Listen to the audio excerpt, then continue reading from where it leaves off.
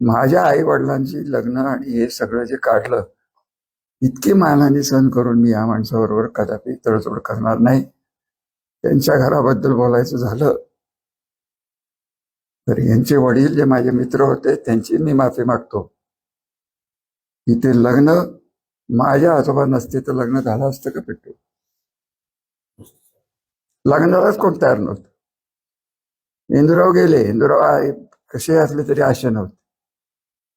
त्यामुळे या माणसाचं माझं वैयक्तिक काही नाही, त्याच्या मनोवृत्ती जी विकृत आहे ही विकृती त्याने त्याच्यापाशी जर ठेवली आणि त्याला उगाच मुलामा त्याने आणलेला आहे की मी फार सॉफिस्टिकेटेड आहे, मी फार उद्योगपती आहे, त्यांच्या उद्योगाबद्दल तर मला काहीच बोलायचं.